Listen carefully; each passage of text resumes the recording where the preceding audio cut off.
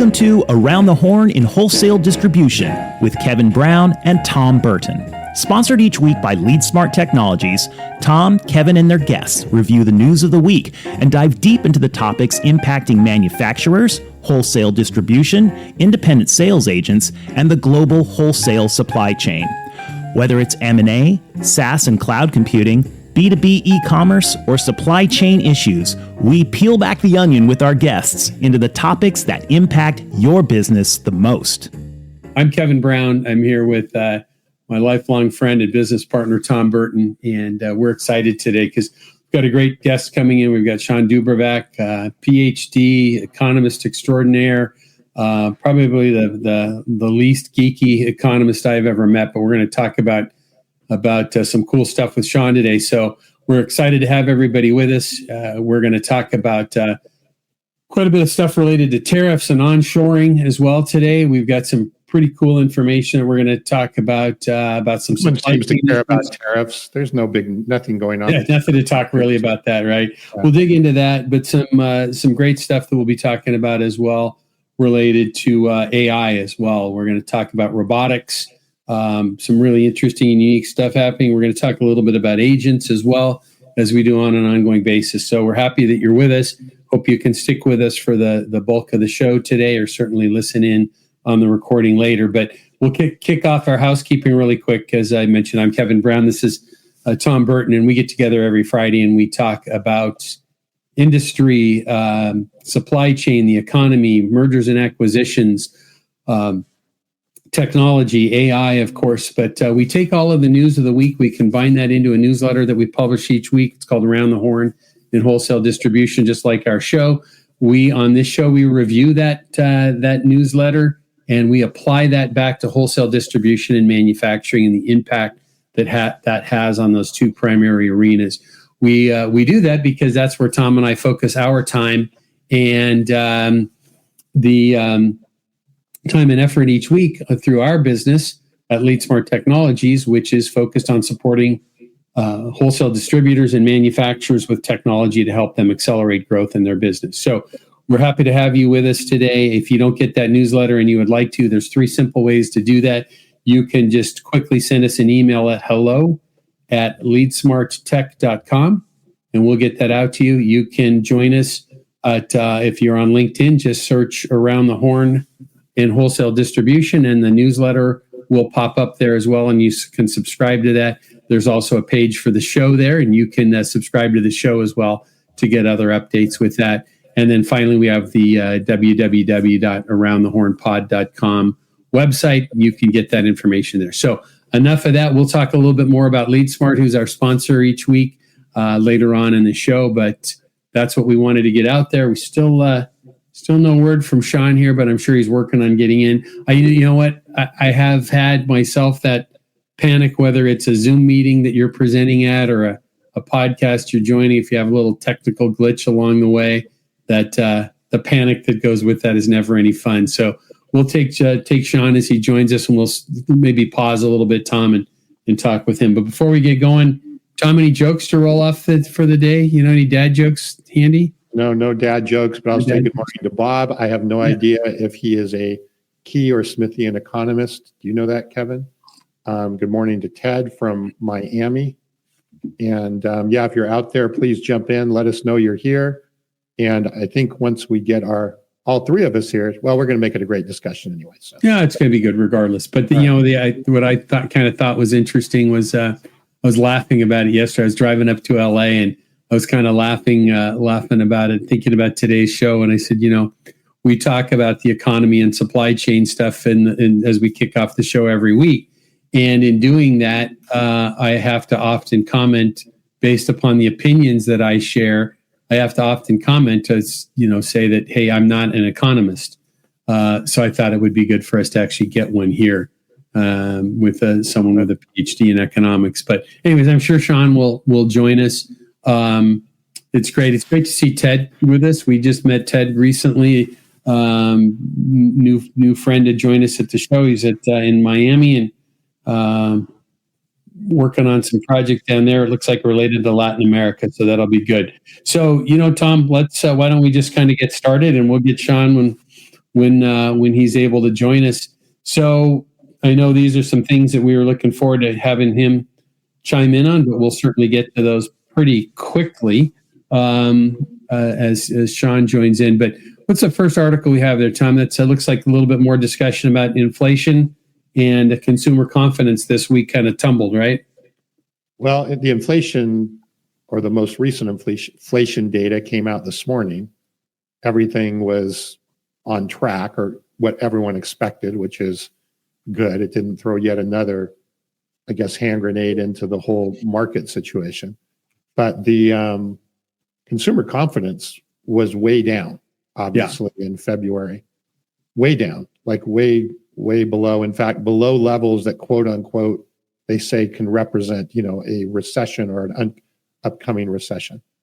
My thought on this is the consumer confidence isn't down so much from an economic perspective. It's down, I believe, from just the amount of change that's going on. And we know people don't like change. They don't like uncertainty. They don't like not know what's going to happen. And there's a lot of that taking place right now. So in my non-economist humble opinion is I think that a lot of this is from just uncertainty, less so than, oh my God, I think the economic thing. Hey, it looks like Shawn's coming in now. Great. There he is. Awesome. Hi, everyone. Good morning. Good morning. Good afternoon. Good evening. Yeah, well, I guess it is afternoon for you. I missed that part. Yep. Great to have you. Thanks for joining us. Glad to be here. Yep, very good. I was joking with Tom as he had sent me the text about your camera, and I said, I don't have the world's best microphone, and Tom's, jumps in and out and pauses itself on its own here and there. So no matter how much we all think we know about technology, we're still kind of impacted some days on with its hiccups along the way. That is right. Yeah, very good. Well, hey, you know what, Tom? Let's push pause on what we were getting started on the news. Let's maybe do a little bit of an intro to our friend Shawn here that's joining us. And first up, Shawn, I know how busy you are, and it seems like between having it's your new daughter, close to a year now? 2. She just turned 2. 2. Wow, I'm way behind. Okay, maybe I should get on Instagram a little more often and see your travels there. But okay, so between toddler. Some weeks it seems like you're 5 countries in 3 days or something like that with your work. Would you just kind of spend a minute and maybe give us a little background on you and your work? And we met originally through the Consumer Electronics Association. It seems like I was thinking about that the other day. It's like 12 years ago, probably something like that. And I'm still only 35, so I was really young when we met. So, but you and me both. Yeah. Well, I joked the other day. I was talking to my wife, and I said, as I turned 60 middle of last year, and I said, my driver's license says 60. My mind says 35. My wife says I act like I'm 12, and my knees and my ankle feel like they fought in the Civil War. So I have this dichotomy amongst all of these different factors. So, Shawn, tell us a little bit about yourself and your work and the things that you do in the marketplace and how you help companies in their growth and understanding of markets and so forth. Of course, Kevin and Tom, thanks for having me here. It's great to be here. And Kevin, as you mentioned, we first crossed paths when I worked for the Consumer Technology Association. I was their chief economist and director of research, and I spent a dozen years there. And then about 8 years ago, left and started a boutique research firm called Avrio Institute. As a piece of that, I do a lot of professional keynote speaking. So I speak at about 50 events a year all around the globe on what's coming next for technology and also what's happening in the global economy. So what are the geopolitical forces that are at play? My goal really is to help leaders frame the future, to understand what's coming, how to prepare for it, how to start to implement the change that is knocking on our door. So besides all of that, New York Times bestselling author, right? Here, it's right here. It's my copy. Yeah, look at that, Kevin.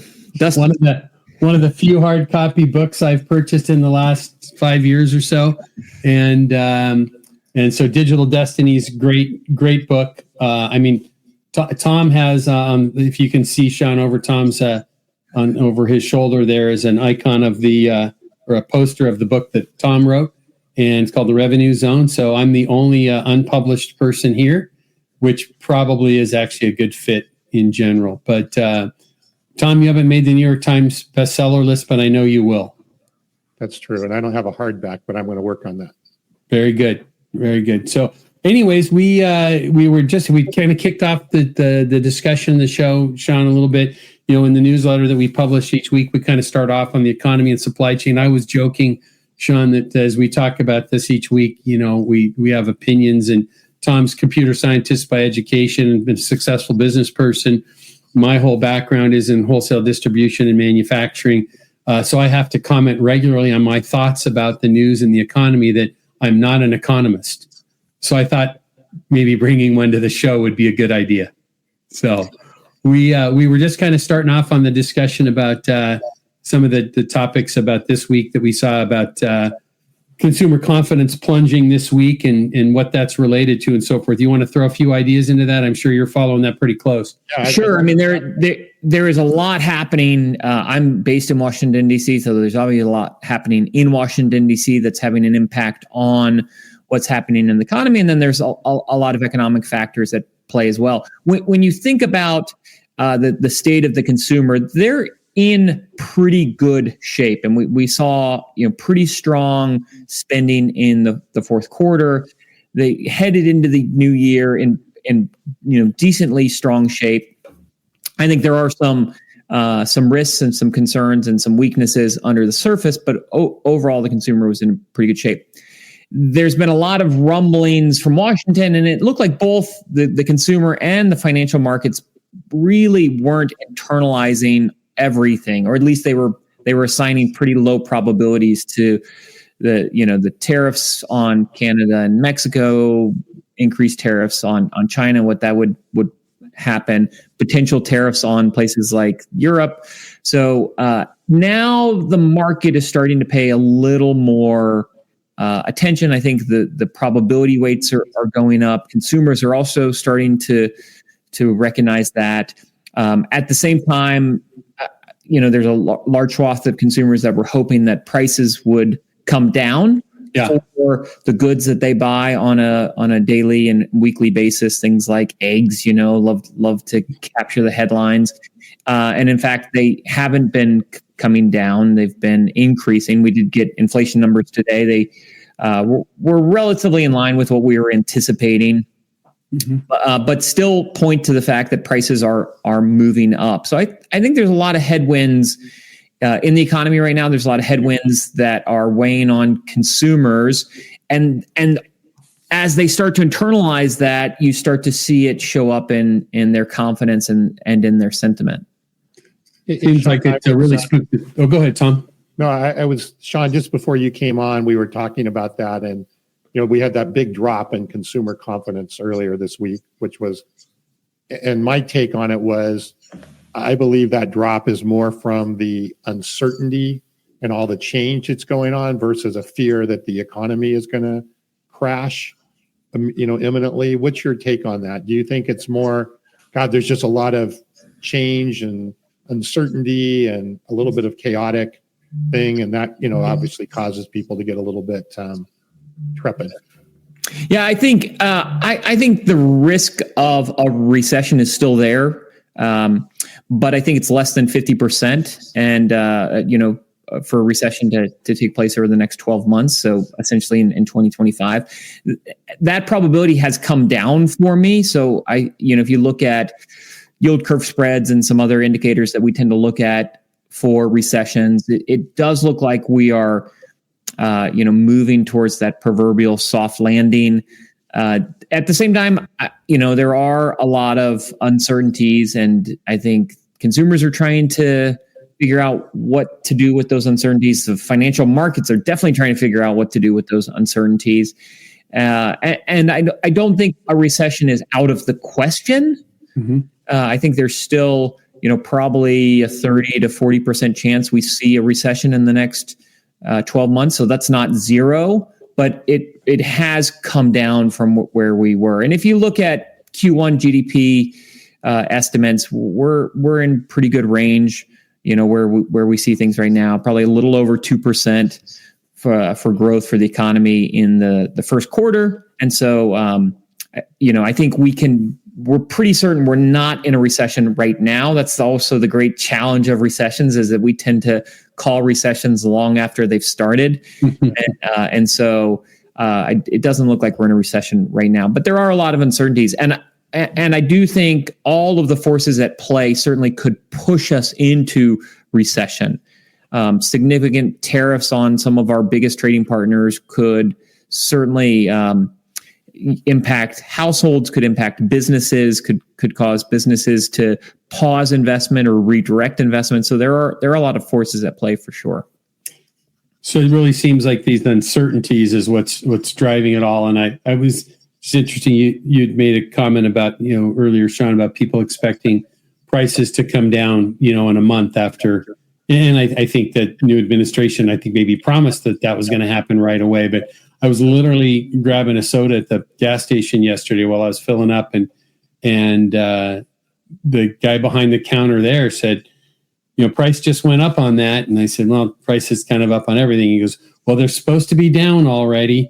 And I'm thinking, scratching my head and going, I understand that's maybe what you kind of heard, but to really see any significant drops in 30 or 45 days, seems a little unreasonable. And then, every day we talk about eggs, right? But, there's the bird flu and the other factors that go with some of these things. So yes, prices are up, but to me, it really seems like so much of this is, and potentially, and I love your thoughts on this, both of you, Tom and Shawn, is it, to me, it just feels like the sentiment out there right now is, I don't want to say uninformed, but maybe perhaps less informed consumers are nervous about how aggressive things are going on in Washington right now with DOGE and tariffs and all of those things. So there's that aggressiveness that people were maybe expecting some of it to happen, but not as fast and at the fury that it's happening.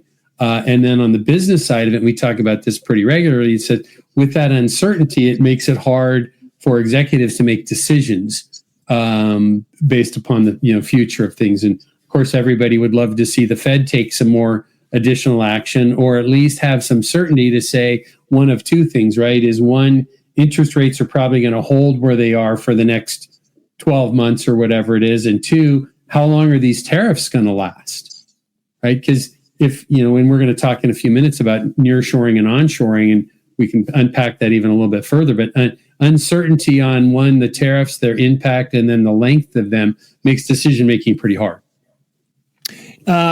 Yeah. Yes to all of the above. I mean, I think there are a lot of dynamics at play. I think you can also take the counter argument that, parts of the consumer base are still doing quite well. We're more reliant on high income households to really drive the economy forward, and they're the ones driving spending. That's Tom. The high income households.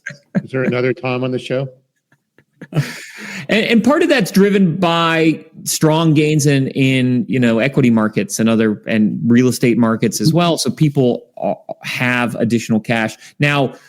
If we continue to see the equity markets moderate and we lose some steam there, then I do think that even the high income households start to weigh their purchasing decisions more closely. You mentioned we'll talk more about reshoring, but you do see a lot of investment in manufacturing in the U.S. A lot of it driven by the electronics industry. Tremendous amount happening. I mean, some of that is semiconductors, but not all of it is semiconductors. So there is a lot of investment. We're investing at roughly twice the rate that we were pre-pandemic. So there is a lot of investment going into the manufacturing base. That's great. Tom, let's kind of roll ahead to, we kind of talked about the inflation component and the economic side of that, and consumer pricing, but let's maybe kind of move ahead and talk a little bit about tariffs and so forth. And it just, we chatted about this a little bit ago on the show over the last few weeks, I guess. And it just seems like, and Shawn, I'd love your take on this. It just seems like maybe for the first time, and while a little bit of this happened in the previous Trump administration, but now it seems like literally you bring a hard-hitting business person into the White House that has spent their whole life very aggressively negotiating, and books about that and shows or whatever it might be that go with that, and we bring that and apply that into diplomacy, I guess, or maybe in some cases lack of diplomacy. It seems to me like with the tariffs, what really both the consumer and the business people in this country really need to get their head around the idea that tariffs is a means to an end, and it just happens to be how this administration is doing diplomatic negotiating, as opposed to hundreds and hundreds of people at the State Department going to lots of meetings. Is that a reasonable recap from one year experience, and two, a guy that lives near Washington? Yeah, I think so. As I look at the tariffs, we already knew that USMCA, which is the agreement between Mexico, Canada, and the U.S., was going to be renegotiated, or could be. Some of those terms could be renegotiated starting in 2026, and so it. Even though this is a long-term agreement, there are provisions put in place that allow it to be revisited every 6 years. That next time is in 2026, which would be the first time that would be revisited. And so some of what I saw initially was what I thought Trump was just starting those negotiations a little early, being a little bit aggressive with his positioning to just be clear that, hey, when 2026 comes around, we're going to have a strong stance on some of these things, maybe even pulling those negotiations forward into 2025. Now we're hearing, that Trump is set on pushing those tariffs forward, 25% tariffs on Canada and Mexico, which would be highly disruptive to not just the U.S., but also to U.S. manufacturing. I think what is missed in Washington is that supporting Mexican manufacturing is supporting U.S. manufacturing, and there's a lot of intermediate goods that move, between the countries as part of the production process. And so, it's tough to know if this is just another opening salvo of strong negotiations, or if Trump has a worldview where he does think that the trade relationships between Canada and Mexico are unfair in the current view, and that they need to that they will be closer to fair with 25% tariffs added to both sides. And so we'll see. I do think that at some point Trump will have to stop sable rattling and threatening, and will have to implement tariffs. Now, does that show up as more aggressive tariffs for China? I think China's probably celebrating that all they saw was 10%, not the 60% tariffs that had been promised. Does that mean, the threats become real for Mexico and Canada? I'm not sure.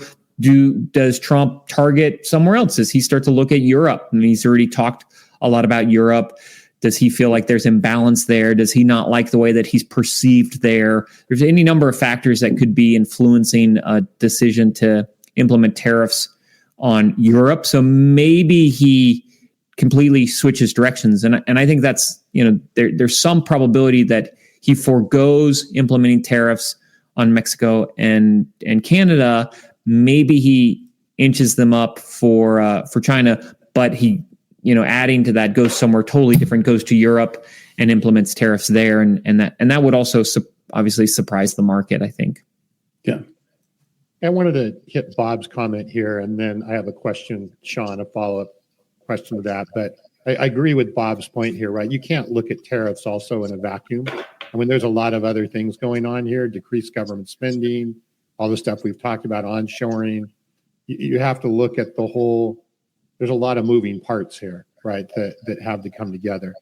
And I would love your thoughts, Shawn. I know you look to the future and you help companies kind of look to the future. after all the dust settles here, and we're sitting here at the end of the year, let's say in December, do you really think that we're going to have, and I think if you look at the equity market, right, there's this, oh my God, the world's crashing and sell, and oh my God, and these tariffs are going to be horrible. Do you really think that there's going to be a mass, again, looking at all of these different things, do you think there's going to be a massive change in things and a massive impact, I guess, or is all this going to settle out and we're going to kind of end up maybe being in a better position, but economically not having such a massive impact? I think 25% tariffs on Mexico would be highly disruptive. And even for certain sectors, 25% tariffs on Canada would be highly disruptive. If you look at the auto sector as an example, you've got components going back and forth across that border, and by some estimates, a vehicle will cross the border 7 times before it's finished. Mm-hmm. So there are pieces that are happening in the U.S., manufacturing workflow that's happening in the U.S. It moves to Canada. Certain things are done in Canada to that vehicle. It's coming back to the U.S. Maybe final production, final assembly is happening in a U.S. facility. Maybe it's happening in a Canadian facility. But I think for certain sectors, tariffs in that magnitude, 25% on Canada and Mexico, would be highly disruptive. If you look at the number of vehicles that are available in the U.S. for under $30,000, I think I saw a stat that said only about 6 are available under that price point. 3 of them are made in Mexico. So the auto manufacturers have used Mexico as part of their broader strategy to have low price vehicles available. And so if you do see those types of tariffs, then I think the auto industry in particular will have to think through what are the strategic implications for that. Do we just stop producing those lower priced vehicles, and does it take those out of the market? And so which households are impacted the most? Maybe a household that was going to buy a $60,000 or $80,000 F-150 isn't impacted to the same degree that a household that was. But even that, there's a lot of aluminum production that happens in Canada that's brought over, that's integrated into appliances and to other things. So I do think that it would be very disruptive, and I think that's why so many have discounted the probability that will happen. I think that's why the financial markets haven't really priced in what those tariffs would do, because I think you will see a significant impact to the financial markets if that were to come to pass. And so I actually, I just because of the implications of it, I still think that we find a way of bypassing them. He's threatened once and pivoted, and I think we could see the same thing again. I think, I guess the question that comes with that, well, let me make a comment first from this article that we're talking about, that this was a AP News article that we were talking about here. But first time I've had or seen any reference to this where there's actually a number that's been associated with these things. So the Tax Foundation says estimates that the average American household could face an additional tax burden of over $830 a year due to these increased prices. That's the tax component of it. But I'm kind of wondering, as we start seeing these impacts of these tariffs and even what we were talking about earlier about consumer confidence, that all trickles down into the B2B world of where things are being made and inventoried and warehoused and so forth. So I'm really looking forward to kind of trying to see this outside of this tax number that we're seeing. What's really going to be when we look at tariffs? What does that probably really mean? And it's probably too early to know, one, if they're truly going to happen, but 2 does that mean the Brown household here, it's going to have a $742 impact on average, or is it going to be a $7,420 a year impact on us? And I think that's what's going to really help people get their head around what does this all really mean. Yeah, and there would obviously be some substitution in that where households move away from certain products and move towards other products. I mean, the great irony in all of this is that in some instances, the tariff rates on products coming from China could be lower than the tariff for products coming in from Canada and Mexico. So we've had this great decoupling, which Trump really helped start, where we have been moving away from our reliance on Chinese manufacturing. We've seen that diversified globally. Obviously, Southeast Asia has benefited. India has benefited tremendously, but Mexico has also benefited, and Mexico has regained being the number one import partner for the U.S. just in the last 2 years, surpassing China for the first time since the 90s. And so you've seen this shift starting to take place. Obviously, Mexico benefited tremendously from the decoupling from China. And now if you implement tariffs on just Canada and Mexico, then you could start to reverse some of those. If we don't change our consumption patterns, which we naturally would change our consumption patterns, and yes, you definitely would see prices go up. The research is pretty clear that while some of the price of additional tariffs gets absorbed by intermediate parties, most of it is getting passed forward, and the consumers or the businesses are going to end up having to pay that. And as you both know, the margins on some of these products are quite low, so it's hard to imagine that you can absorb that much. That's the other thing, is that lower priced products will tend to see the biggest price increases because they have the least amount of margin built into their supply chains and built into their final goods. So the lower priced products will go up the most. I was talking to a large industrial related distributor couple of weeks ago, and they had commented that they've already been hearing, they've been working to move a lot of their business out of China into either India, Pakistan, or other parts of Southeast Asia. Interesting component of that is there is a whole lot that happens in other parts of Southeast Asia, Laos, Vietnam, and so forth. That's just Chinese companies that are actually doing business there, right? So there's a little bit of a smoke and mirrors that can go with that. But he said he's already been seeing some Chinese vendors of his that he still has coming back with price concessions ahead of all of this. But one of the things that I wanted to throw out was into this discussion is, as we talk about the impact of Canada and Mexico, I think there's two components to this. One is, and this is the challenge, right? When you have an administration that's trying to do diplomatic things by using tariffs, because we can't just talk about the economic impact of that. There's the political, geopolitical, or diplomatic issues that go with it. And I think what we're really seeing, to the maybe at least the most aggressive that we've ever seen, is that there are political agenda items being managed through tariffs, right?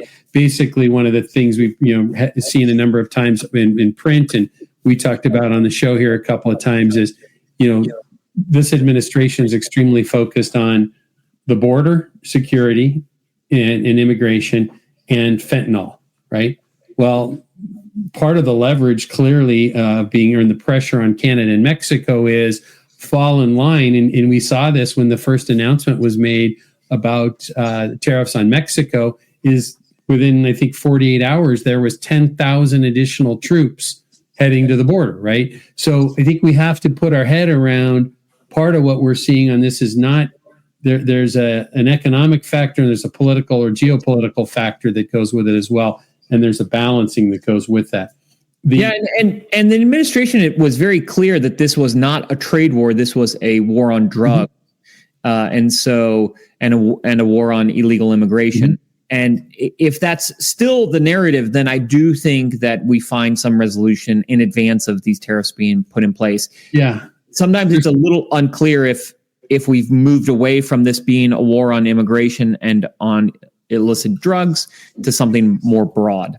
So I think, and I'll throw this out to both of you for thought or comment, or to the audience, is what goes through my mind, right, is when you, and Shawn, you mentioned earlier Europe.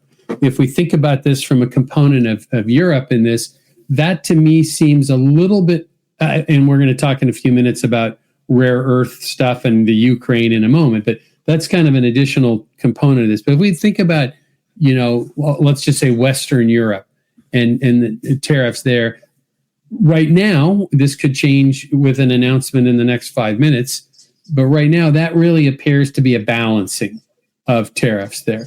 But when we look at Canada, Mexico, and China, there are geopolitical influences that are major there.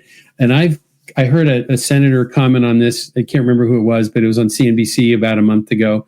And they said they were talking about, or as soon as the announcement was, maybe it's 3 weeks ago, about Mexico and Canada, they said, we need to start looking at Mexico in a different lens than Canada.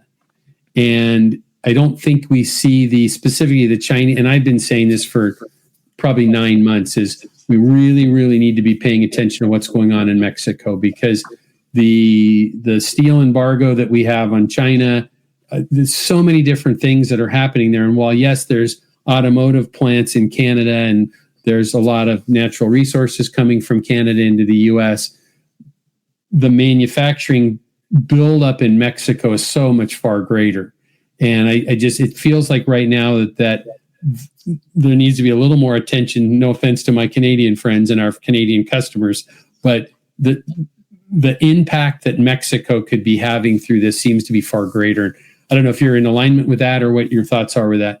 Yeah, I think the impact for Mexico is the impact that Mexico tariff on Mexican imports would have is definitely more pronounced on the U.S. economy. But I do think that tariffs on Canadian trade would be impactful, especially to certain sectors. Home builders who rely on a lot of material coming from Canada would be impacted. Yeah. The auto sector, and there's just nuances there that I think many of us just don't realize. Canada is a big exporter of electricity to certain regions of the U.S. And oil and gas, other things, and we have seen some carve outs there. But I think the other risk is, what do retaliatory tariffs look like? So if we were to implement 25% tariffs on Canada, do we see them retaliate in a strong way that is detrimental to the U.S. economy broadly and more in particular to U.S. households individually? Hey, Kevin, can you hear me okay now? We can, a little bit better. Yep. All right. Shall we move on to the... Now you sound like Vin Scully at a Dodger game. I do? Is that a good thing? Really that is a good thing. That is a good thing. Okay. Yeah. Well, good afternoon. Hey, that's pretty good that a Nationals fan knew who Vin Scully at a Dodger game was. Oh, yeah, for cool. Sure. It's a beautiful voice. Yep. Tom, why don't you hit Bob's question there real quick, and then I want to talk briefly about this rare earth stuff that we've been hearing about so much and what that really means. Yeah, so Bob's question, I believe, would it not benefit the U.S., Mexico, and Canada, I think that's Canada, to form an economic bloc such as the EU does today? It would eliminate the labor arbitrage. Yeah, and it might be California that he meant. I was wondering. I didn't know if it was California or not. Yeah. I think California in particular has looked at how, are there things that they could do unilaterally, bilaterally, and maybe there's a possibility there. So I think there's a lot of dynamics that are playing out. And I think California and other border states are trying to figure out the implications there. I mean, obviously, we also import a tremendous amount of agriculture from Mexico and from South America. We love to have strawberries in December, but we can't get them, we can't grow them pretty much anywhere in the U.S. in December. And so we're forced to rely on a global supply chain, much of that coming from Central and South America, from Latin America.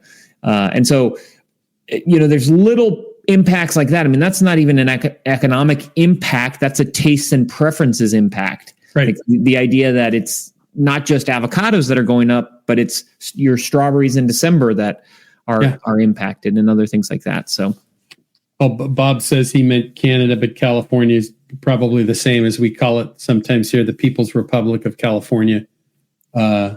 So I'm happy to be lifelong resident of California, but there's a lot of challenges when you're the fifth largest economy in the world with the political framing and the taxes that we have in this state. So it does tie in, for Bob. I think Canada and California can almost intermix there. But great point about, to your point, Shawn, about produce and things that are impacting the grocery store, because I live I don't know, 60, 70 miles from the Mexican border, big percentage of produce that we buy is coming right across stuff and from either Mexico or other parts of Latin America.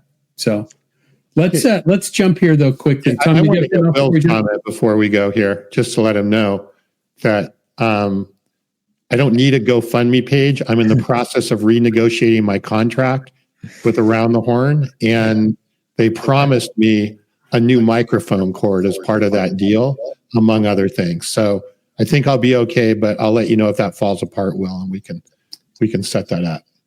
Hey, my rebuttal, I'm just going to hold. Okay. So, but You're Will's right. I'm going to hold on my rebuttal to your comment there. Right. Shawn, Tom has this phenomenal setup, but there's a connection problem. So once in a while his mic bumps in and out, and Will is Quinn that made that comment's a regular guest. He's been on the show and he joins us regularly as well. And so that was the reference point there. But actually, Will, Tom and I are both getting ready to do some upgrades. We figure, I think today is episode 131. Probably should get serious after 131 episodes about the technology we use for the show. And Tom and I were joking this morning. We just had read about somebody on LinkedIn that we know that was starting a podcast, and Tom commented and said, wonder how many episodes that'll go. And I think something like 98% of podcasts and live shows don't get past 10 episodes or 10 shows. And here we are at 131, and we started this on kind of a whim and a lark and said, hey, let's publish this newsletter that we do every week now and see if anybody wants to read it. And Tom said, hey, let's go live on this LinkedIn Live thing and see what happens. And, now we've got two people, supporting, preparing the show and producing and editing it. And it's just kind of taken off. So that's awesome. It's kind of funny because, and it's interesting. I talk to people all the time, and, they'll ask about, our statistics. And I said, our statistics are not what we're focused on. It's the who and the value that we're bringing to the who. And our typical audience, and our show's sponsored by LeadSmart, the company that Tom and I founded, and we don't have any other sponsors. It's just one. And we talk about wholesale distribution and manufacturing, and we bring that back. And it's just been kind of a fun journey as we look back on it so far. So appreciate that comment, Will. We will solve this problem, my friend. So let's talk a little bit about, this, again, tying back to the broader conversation we've had. We've already spent 45 minutes talking about our first section of the newsletter today, which is just fine, because I think it's really important as we look at what's going on. And Tom made a great comment in reference to Peter Thiel, the Silicon Valley investor, made a comment, Shawn, that we've talked about a number of times here. And Tom's had some additional comments to this. And Peter Thiel said around the election, he said, look at this president. He said, take him seriously, but not literally. And Tom comments and has commented a number of times and said, look quickly and first wait 48 hours after you see an announcement, but look quickly about what's likely behind it. And, one of the things that the bumper discussion on our recorded podcast on Amazon and Spotify and Apple Podcasts and all the other podcast formats says we like to peel back the onion on what's going on. And I think, we saw this, Shawn used the term earlier, saber rattling, right, is this negotiations and this negative back and forth between Zelensky and Trump to get to a point where now we're negotiating something. And now all of a sudden it's like the first conversation is, well, we want these mineral rights to, get some money back that we've put in. But I think it's really not about that. It's about the fact that the deficit that the U.S. has in minerals that are needed for the future of EVs and technology. And if we want to not rely on Asia for chips, we don't have the minerals for that. So I think this particular topic, and why I included this in this week's discussion, is really about the story behind the story related to that. Tom, you're making me dizzy. Yeah, I'm trying to figure out what article you're actually referring to. It's the one before that, previous one. It's right there. It's about trade. Yep. So the vital elements that go on, and I think we have a map even that shows where some of those pieces are. But Tom or Shawn, I made a broad statement there, but what are your thoughts on this whole rare earth minerals from the Ukraine and in general, the need for those?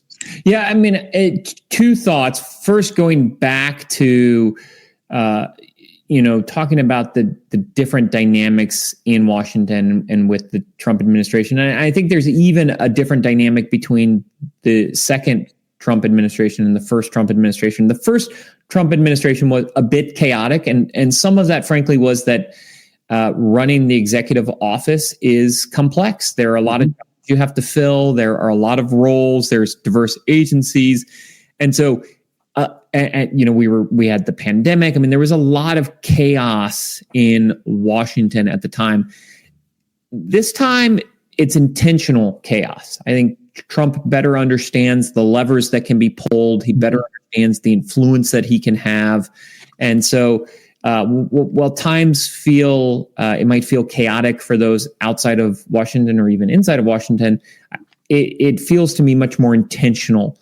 And so everything that the administration is approaching, I think there's this element of intentional chaos that is embedded in the way that they are approaching it, from the tariffs to the shrinking of the government footprint to the need for conflict minerals. And underneath that intentional chaos is often a real issue that does need to be addressed.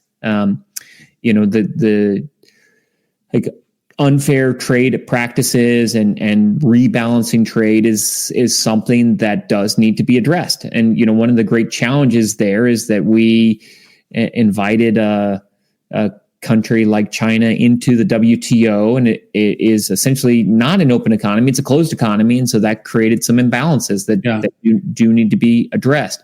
The government deficit and the national debt do need to be addressed. They're getting to uncomfortably high levels that do make operating the way we've operated difficult, and we run the risk of having some real issues moving forward. So those are all things that need to be addressed. And then you hit on this third point, which is the need for critical minerals, for rare earths, we often call them, for EV transitions, for the broader electric transition that's happening in every sector. And then also more broadly, the push towards advanced electronics. And so you've seen China amass a massive stockpile of these rare earths, and in other ways control a significant share of the supply of these rare earths.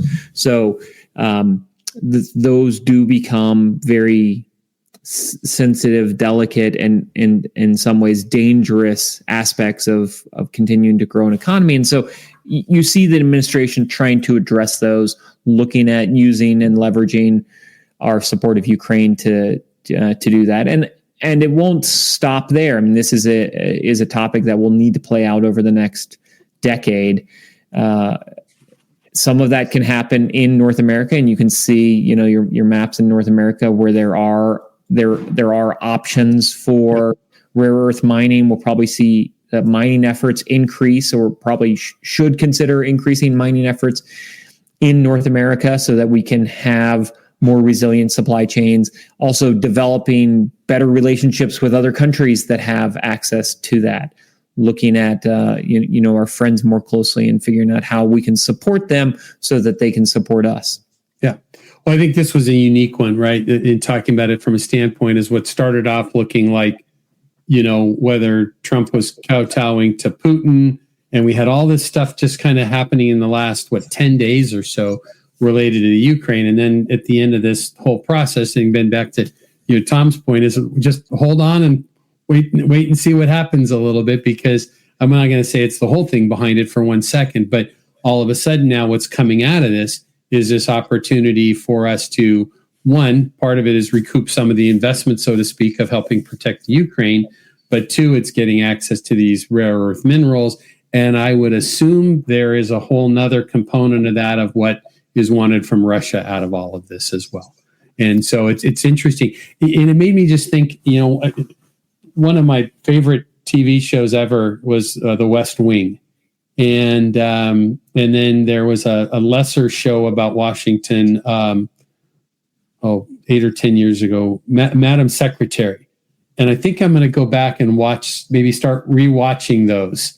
I think they're both on Netflix, and kind of watch the diplomacy, so to speak, or the inner workings of things, because all of these things, right, of looking at, wanting access to rare earth minerals as an example. It's not that other administrations haven't had a long game planned with these things. It's just happening behind the scenes and very slowly, right? We're just seeing it all happen in like almost real time. It's like turn the Super Bowl on and you can, in the same time as the Super Bowl, you can watch some major geopolitical actions happen through this particular administration, how they're going about it. So interesting times. And so I think the other thing that a lot of people outside of Washington don't realize is, how important timing is on all of these types of things. So, in 2026, we'll move into the midterm elections. If you look at the last 40 to really 50 years, the incumbent president has lost significant control in Congress in almost every single election. Even going back to 1984, when you had Ronald Reagan win landslide victory. He won every state but Minnesota. He also lost Washington, D.C. So he loses the only state he loses is where Mondale was from, the person running against. He also loses Washington, D.C. But in the midterms that he had in 86, he lost control of Congress. He lost seats in both the House and the Senate. And on average, the incumbent president is losing about 30 seats in the House, about 5 or 6 seats in the Senate. For Trump, that would mean he would lose control over both the House and the Senate. So if you really want to move things forward in a big way, just using the averages of the last 40 years, he's got to move quickly. He has to move really in 2025, because as we start to get into 2026, you're going to see elected officials moving back towards their home districts, working on re-election campaigns. They're going to have to be a little more judicious on the things that they do, because they've got to win in that election. And so there's a big push to get everything done here in 2025. I think everybody in Washington feels that and sees that. And so, I think the rare earths become a piece of that, because I think as we move into 2026, if the averages play out and we see the administration lose control over both sides of of Congress, both the House and the Senate, then you will, I think, see a lot more gridlock in the city. You'll see the Congress constantly moving to block anything that President Trump tries to do almost immediately. And so he's trying to work through some of these big agreements quickly. That makes good sense. I'm glad you brought that. I don't think we've ever talked about that component of it, and that makes a lot of sense. I think it almost kind of ties into, what were they saying? I think Doge is only supposed to be here in existence for 18 months, right? Probably tied to what you're saying is there's risk that they couldn't get anything done. So in the focus on our time here left today, one, I want to do a little bit of our what is supposed to be our mid-show housekeeping, but I'm doing it way into things right now, is for those of you listening on the podcast recordings on Apple, Spotify, Amazon, Odyssey, wherever you might get your podcast. We're on, I think, 50 of them now or so, is you're not seeing the newsletter that's up on the screen, and we're putting some maps up related to that and so forth. If you're watching on YouTube or you're with us on LinkedIn Live or Facebook Live, you're obviously seeing those. If you don't get that newsletter and you would like to, just reach out to us. There's 3 simple ways to do it. Fastest and easiest, if you're active on LinkedIn, just search Around the Horn and Wholesale Distribution. Multiple options. 1 is to follow the podcast will pop up, and 2, the newsletter will pop up, and you can subscribe there, or just send us an email at hello@leadsmarttech.com. Lily will grab that information and get you added to the list. It's 10,500, I think, people now get the newsletter. So happy to get you on that list. So, Tom, what I'd like to do is really quick. Let's just literally take, between the 3 of us, no more than 5 minutes to talk about the port strike ending, additional tariffs or additional taxes on port fees for Chinese ships, and nearshoring and onshoring, because I think those things kind of bundle together with what have been talking about so far. Tom, is that fair? Yeah, I think we've hit a lot of this already. We haven't talked about the additional fees on Chinese ships. Yeah, that's we haven't true. mentioned the dock strike that was basically averted right earlier this week.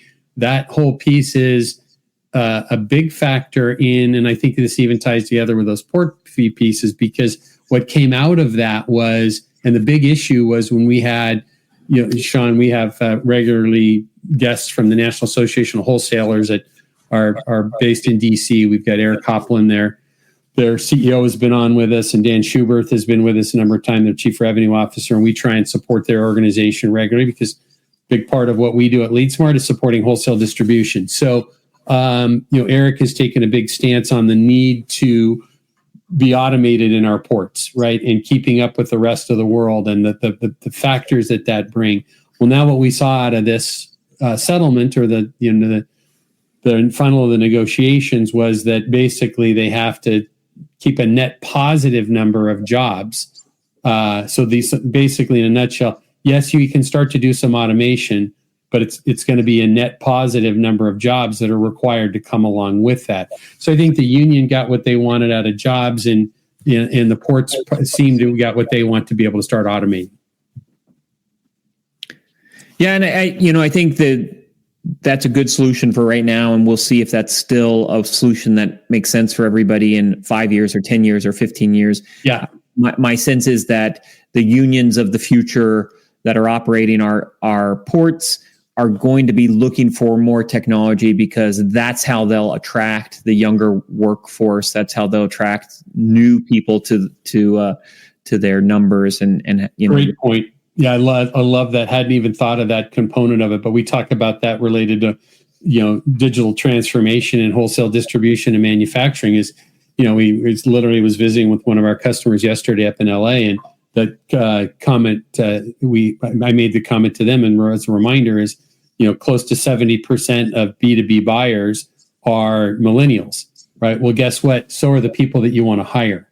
Yeah. And so if we want to keep that cycle going, we need to have businesses that are attractive to that. My concern out of this is the quote that came from the Longshoremen Association president, was that, now we have labor peace for 6 years. It's like, gosh, that just, and I have strong opinions about where unions fit now versus where they did when they started, but that's for another show. But even that thing that says, well, we'll allow there to be peace for now. It's like, that doesn't sound like forward thinking, I don't think I think that the terms in there, from what I can tell, related to automation are a little vague and got a little bit of tit for tat.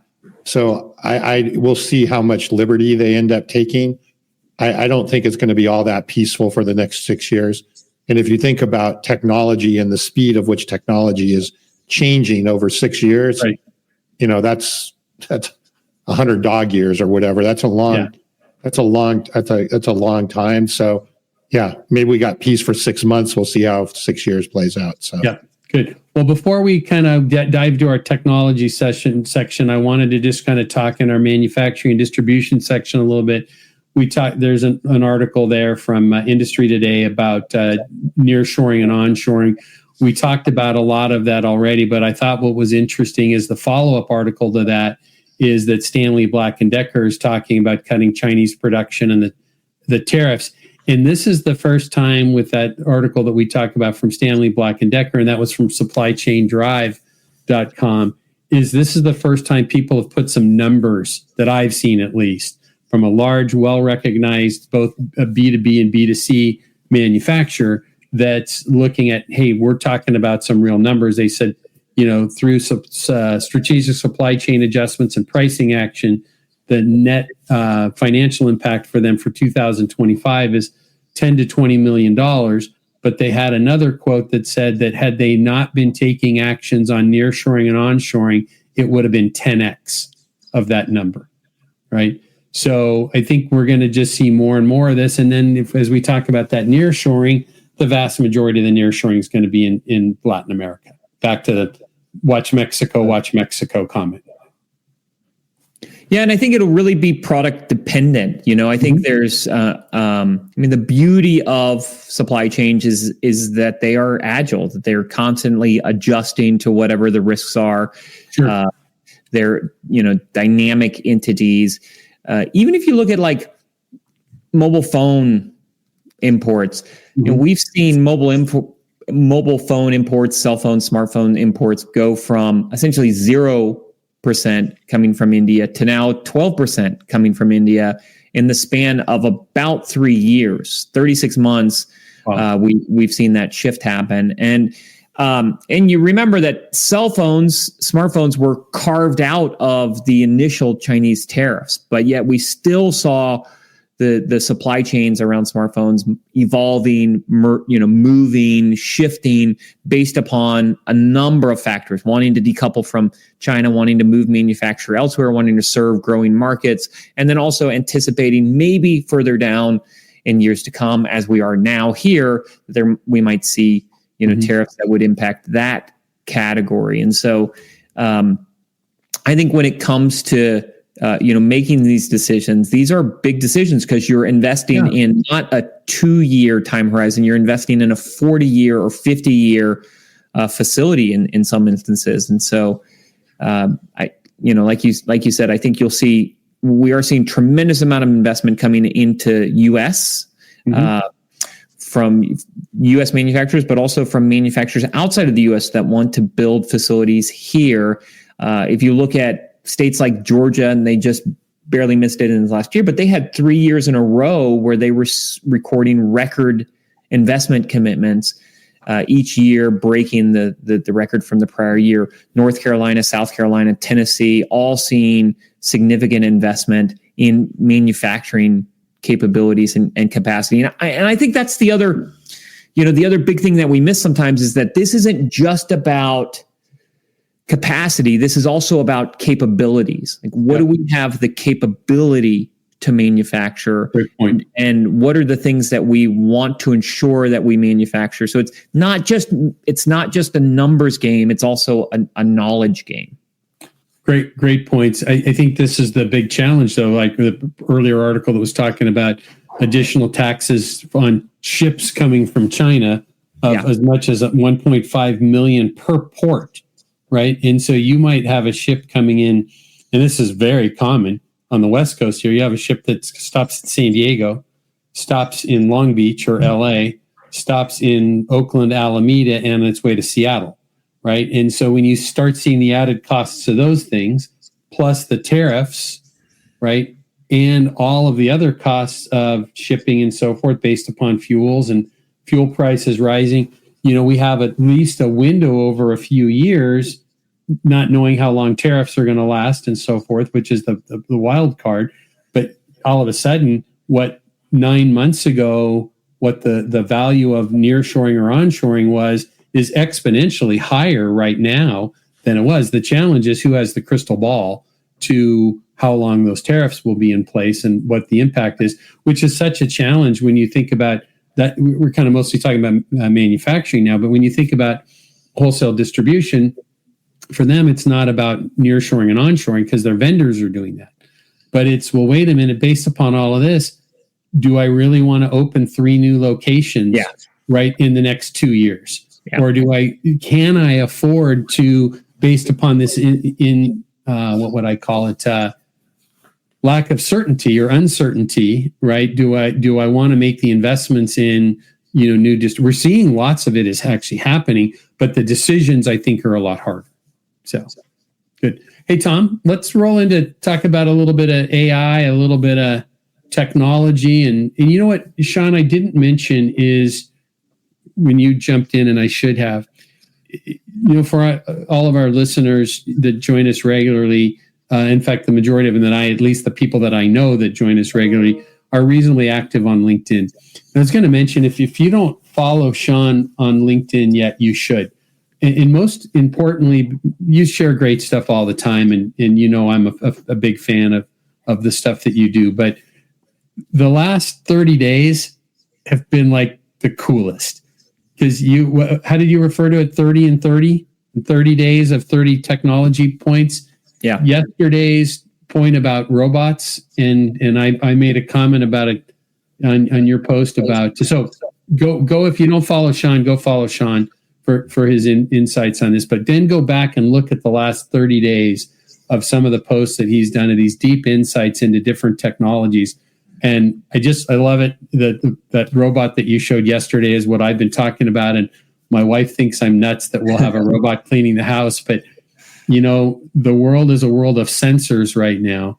And the sensors you can put into a robot will do things around, forget about the business applications, because they're clear and definitive that we've known for years that robots can weld and solder. But now when we can have them identify that there's a slip and fall hazard on the floor while they're picking boxes, that they can read the codes on them, it's just a phenomenal place to be. So I just wanted to mention that as we're diving into our technology and AI and cybersecurity segment here. Some great posts in the last 30 days from Shawn on LinkedIn. So Tom, why don't you jump into this? I always ask Tom to kick us off in our technology segment, because he's a computer scientist here, and I'm a. So which ones do we want to focus on at the time that we've you got tell me. Well, this first article here was talking about prompting, how to write the perfect AI prompt according to the OpenAI president. I thought it was good, but I think that, and what it laid out in the article, right, was how do you construct a prompt to get obviously the most accurate and best results that you can. And I don't know, Kevin, if you have in front of you the kind of the key things there. I can grab them if you don't. But yeah, I can grab them real quick. But I thought something was missing on there. And what I have found, I found that if you prime the pump a little bit, and what I mean by that is when you ask a chat GPT or whatever, and you're asking for a prompt, I found that if I ask it what it knows about a subject and have it tell me everything that it knows about a subject and kind of push on it a little bit. Well, what do you really know about this? And what do you know about this or whatever? And then I use that to then kind of put some context to building the prompt. I get much better results. And I didn't have that as an angle in there, but I did think it was a good structure to talk about prompt building in general. We don't need to spend a ton of time on it here, but I thought it was a good article. No, it talks about, right, and this again, to your point, it's the article is from the president of OpenAI, and who's the maker of ChatGPT. The article starts off with a quote from Jensen Huang from NVIDIA, and it says, if I were a student today, the first thing I would do is learn AI, and that probably starts with really understanding prompts, and becoming a great prompt engineer is key. First is state your goal, and there's some things to go with that. Specify your preferred format that you're looking at. Is it academic citations? Is it particular parameters that you want to? This is the third one is, I think, pretty important that a lot of people miss, is put warnings and guardrails. And it's interesting. We've started trying to do just for this show, and Lily would have sent it to you yesterday. We just in the last couple of weeks started trying to put building an agent where it can give us recaps of these articles. Well, the first couple of times we played with it, we didn't have enough guardrails into it. And what it was doing is it was taking more than just that URL. It was giving us more data. I think this week it was much more refined than it had been previously, but that's to that point about, putting some guardrails in, and it's important. Something that I've had to run into a little bit, it talks about context dump, is you can kind of overwhelm these things as well. And so some good points to go with it. Tom, before though we talk about this too much, I wanted to ask Shawn a question, because Shawn, you have a 2-year-old at home, but you also have, you have 2 in college right now? I have, pretty much. 2 in college, 1 in high school, is that right? Yep, 1 graduating, yep. So are you hearing from because all 3 boys, great athletes, and are you hearing from them anything that they're getting in school about prompt engineering or AI? Well, I think one of the great misses in education today, especially K through 12, is that they're not integrating enough AI into the curriculum. There, many school districts still ban AI use and ban generative AI use, not even just for the students, but also at times for the teachers and the instructors as well. So I think there's a lot more that we can do there on the K through 12 education front on integrating AI and ultimately changing what we teach, how we teach as a result of generative AI, and preparing students for a future that will inevitably have generative AI, in their future and be a key component of that. So I think, we were lucky that we got to develop a lot of our critical reasoning and critical thought in advance of AI. I think the next generation doesn't have that liberty. And so I think as much as we can help them develop some of those critical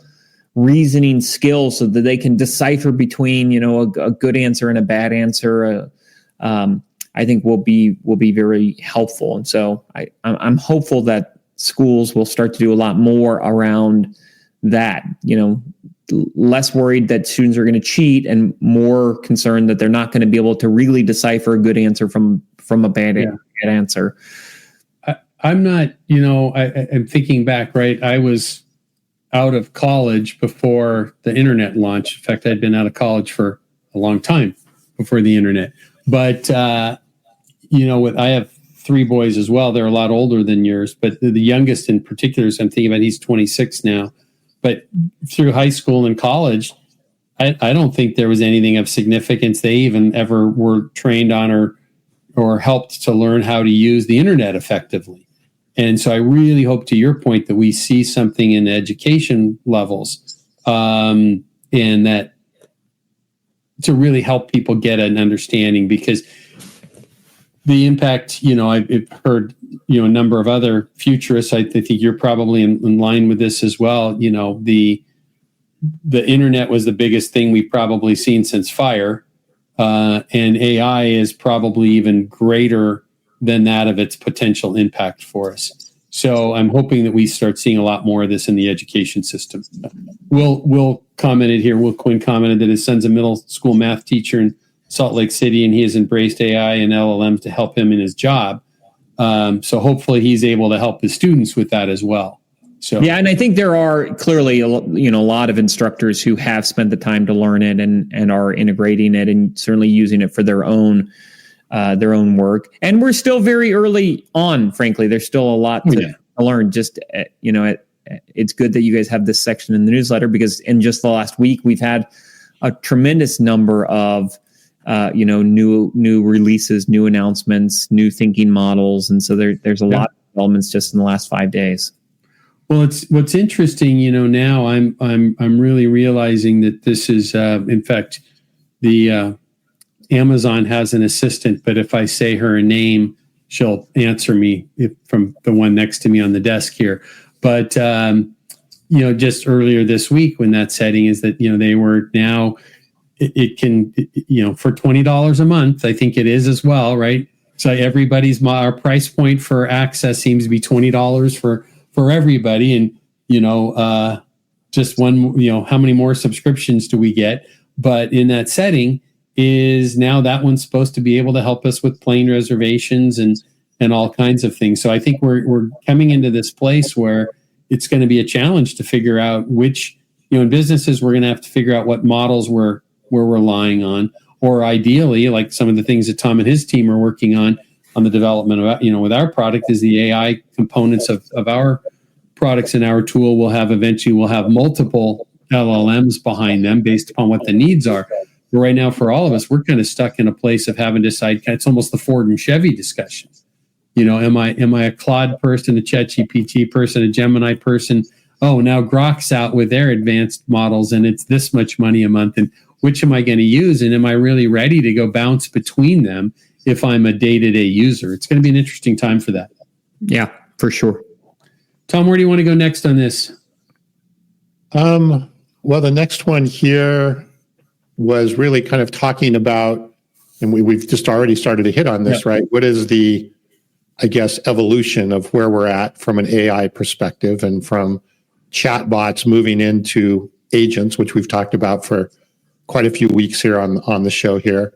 Shawn, love your take. We've talked a lot about agents as it relates to, in our world, wholesale distribution, manufacturers, B2B, business application, predominantly in the area of sales and operations. We haven't talked so much about supply chain and back office. It's more been the front office because that's the world we live in. And we every day are working with some customers and prospects on how to use AI and how to even be thinking about agents, if you will, to really enable sales teams and enable their business people to get more out of what they're already doing, have much more organic growth. And you talked about, hey, maybe we want to think twice about opening new branches or opening new locations or whatever. But we believe there's a lot of revenue to be generated out of just organic growth and things they're doing already, and to be able to do it more efficiently. Would love your take on that. And that's really what this article gets into is, hey, we're starting to move into these more advanced capabilities. We're not seeing them so much in practice yet, but over and over, we see it being kind of where the future's headed. I definitely think the great challenge over the next, call it 24 months, is figuring out how do I take some of these tools and integrate them into my existing workflows? How do I, think about those workflows differently as a result of some of these technologies, moving beyond just simple augmentation into, really integrated. And I think some of that will naturally come as it gets more deeply embedded in the tools that we're already using on on an ongoing basis. There's still a lot of experimentation as well, and figuring out where some of this technology shows up. But I think the next 12 months in particular will be really focused on very practical AI applications. How do I adjust some of the things that I'm doing? What are some new insights I can gain as a result of this? And all of that's happening, the tools underlying these changes are getting better as well. Yeah, I think we're in a great time to live right now. There's a couple of comments coming in about Grok 3. It's interesting about two comments about, having success with it equal to or similar to the ChatGPT 4. But then I read something yesterday from somebody else that uses a lot of these that was questioning whether it was as good or not. So I think we're in this place where we're going to start. And what I'm most excited about right now is I think most of us are having some more personal interactions and maybe using it to do some things within our job. Tom and I are actually, outside of the technology uses that we have with it, we're trying to build some agents and so forth within our company that can really help us do more with less. We have, in some instances, I'll just say a fraction of the number of employees that some companies that are similar size to our company do because of our use of these tools. And it's just getting better all the time. So I'm excited about watching full-scale adoption in a business that says we're using agents in these places and we're doing this, but we have an actual plan for it and here's what we're going to accomplish, versus people using it to augment their jobs individually. And that's, I think, going to be a next big step for us. Good.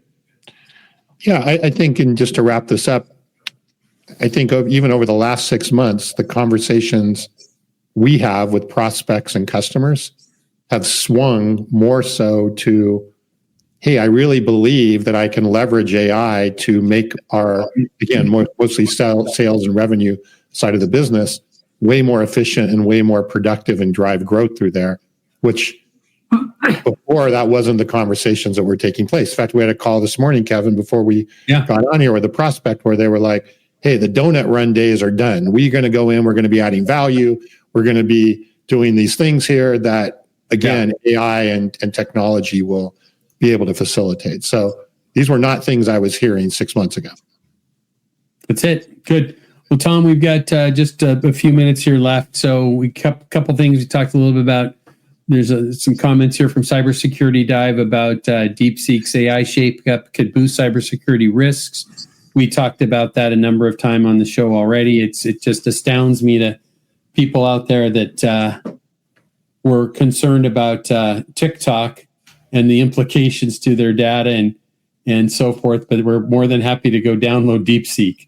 So that was just makes me laugh even thinking about that in general. So, but kind of diving out of there into our sales and M&A section, Great article from PricewaterhouseCoopers on there, and we're going to kind of wind down. So we'll just, if you guys don't mind, I'll kind of reference some of these articles that we have left. If there's anything that you want to comment on, hit pause on it. But good article from there about M&A markets rebounding with some larger deals happening. And I'm hoping we're not seeing that much of it, but maybe this would be something for both of you to look at a little bit. We had hoped to see the doors open a little bit right away, or ideally the floodgates open right away on M&A activity and IPOs, but we haven't really seen that with the new administration yet. I had been kind of thinking that as soon as we saw somebody new at the FTC, that we would probably start seeing, and the SEC, that we would start seeing the IPO markets. And I know there's market implications of that as well, but it seems like there's a glut of people on the sidelines right now kind of contemplating IPOs. Either one of you have any thoughts on that? I mean, I do think that President Trump and the administration is starting to get a little pressure on, you're really focused on all these tariffs. Why are you not also focused on all of the other regulation you vowed to dismantle in order to facilitate business growth, which would be also M&A growth? So you're starting to hear a little bit of those rumblings. You could see that pick up a little bit more. Like, let's focus on what can help drive businesses, and ultimately that will drive, I think, the M&A work as well. That's good. We're hoping to see that. So the last piece here is there's a new group. They're publicly traded, a group, QXO, which is basically a large PE fund that was put together solely for acquisitions in the wholesale distribution space. It was put together by a gentleman by the name of Brad Jacobs. Brad Jacobs was one of the founders of United Rentals and a number of other peripheral companies in the distribution and manufacturing space. Their first big deal out of the box, though, was basically almost a hostile takeover of Beacon Roofing, which is a monster wholesale distributor. So there's been a lot of back and forth, even with Beacon's CEO being on Jim Cramer's MSNBC show and having some discussions about all of this going on. So we'll know next week. We'll see. Well, we'll see if they hold to it, because their offer had been open until February 23rd, but they extended it to March 3rd. So that's Monday. So we'll be chatting about that next week if that happened. But Tom, that kind of covers a big piece of our key articles for the show. We have a leadership and people and leadership segment has a few articles about organizational changes, some growing demand for talent within manufacturing and logistics. We see that amongst the trades as well. So again, if you don't get our newsletter and you'd like to, please let us know. We'll get that out to you fairly quickly. Let's recap the day. Shawn, any major takeaways? And I'm just going to start off with a thank you again for being with us, but anything you'd like to leave our listeners, guests, participants with from your insights into the coming year? Well, I think you hit on it. There's a lot happening on the technology front. There's a lot happening on the economic front, and the importance. The importance around staying vigilant is, I think, quite pronounced in 2025. Not just around economic shifts and changes there, but policies coming out of Washington could have significant implications on long-term strategy. So I think there's that dynamic. And then you've got a lot happening on the technology front as well. Now is not the time to be on the sidelines and not paying attention. Yeah. Right. I mean, things I think are just moving. And to your point, right? We're watching what's going on in Washington. We look at what's going on geopolitically, and we look at what's going on with technology. And even, we didn't really touch on this today, but even on the cybersecurity issue definitely that's out there right now, there is, as we see these AI tools, probably never a time to be, and we talk about this, we're starting to talk about this more and more with our customers, is we had a competitive company that we run into once in a while that, major CRM company provider into the industrial distribution space or a wholesale distribution space, down almost 4 weeks with a cyber attack, right? But the vast majority of people don't spend on a non-sophisticated enterprise level. don't spend a lot of time asking questions about cybersecurity of their vendors. They're thinking about it internally. So many moving parts right now going on in the marketplaces to be paying attention to. So I'm very appreciative of you being with us today, Shawn. So other than LinkedIn, for our listeners or our audience to follow you and continue to gain your insights, is that the best place? Or LinkedIn is a great place to connect. Sure, I'd love to hear what you're all working on and what you're worried about, and some of the opportunities that you see ahead. So, LinkedIn is a great place to find me. That's fantastic. So we every week come to you again, folks. I'm Kevin Brown. This is Tom Burton, my lifelong friend and business partner. We didn't talk about this at the beginning of our show today, but we couldn't do our show without the sponsorship of the company that Tom and I work for. We work for a company called LeadSmart Technologies. They pay the bills to put this show out. And like I joked about earlier, we started and it was, one newsletter and the two of us yapping on LinkedIn and LinkedIn Live. And, now we're at episode 131. And so, but LeadSmart supports all of this. And LeadSmart, we've developed a product called Channel Cloud, which is an AI-enabled CRM and customer intelligence platform solely for wholesale distribution and manufacture. So what we've done is we've taken Tom's 30 plus years and some other support team on that in technology and SaaS computing. And we've taken my 30 plus years in wholesale distribution and manufacturing. We brought that together to develop a really out of the box solution for solely those markets. We take siloed data from across an organization. We bring it together on a single platform so we can use AI tools and other types of tools to help companies make better decisions, gain deeper insights into existing data, and accelerate growth and focus on serving your customers better, understanding your team better, which gives you deeper insights into your overall organization. What we found is the approach that we take with that, we get better adoption than typical technology companies do, and we're able to do that in a cost-effective and manageable way to help companies accelerate growth. So if you're thinking about digitally transforming further, starting to try and work with your siloed data across your organization in one single place to get deeper insights, we'd love to talk to you. So, Shawn, one last question of you, other than my thank you. Will you join us again down the road when you have some time? I would love to join you again. Yeah, these are my favorite topics on the planet, is what's happening in the economy, what's happening with technology, and what does it mean for manufacturers and distributors. So what does it mean for the real economy? I love these topics. The one thing we didn't talk about today is, how's the stand-up comedy side gig going? I tried it once last year. Maybe we'll try it again this year. So I haven't done too much around that, but I was contemplating the Instagram clip, but we held off on that today. So yeah, very good. We might give it another shot here this year. That's good. But you're as I was describing to my wife this morning, I said, Shawn is the most fun geek to be around that I know. So that's good. That's my target audience. So that's what I'm aiming for. So that's good. Perfect. Hey, well, thank you again, Tom. Thank you. We appreciate everybody that was with us. Again, we do this live every Friday morning, unless somebody's in the hospital, on an airplane, or a scheduled vacation. And we've even done it a couple times on scheduled vacation. So we thank you for those of you that are coming and on a regular basis, and those that are listening for the first time today. Don't forget to subscribe to the newsletter and certainly follow us on LinkedIn as well. So that'd be great. Anyways, guys, have a fantastic weekend. Shawn, thanks again. And we'll see. In fact, I hope to be in DC before, but going to be speaking at a conference in September at the latest. And it'd be great to break some bread and meet your wife and baby. Yeah, definitely let us know. You got it. We'll talk soon, guys. All right, thanks again, everyone. We hope you enjoyed today's episode and our guests. Each week, we try our best to dig into the topics that are impacting your business.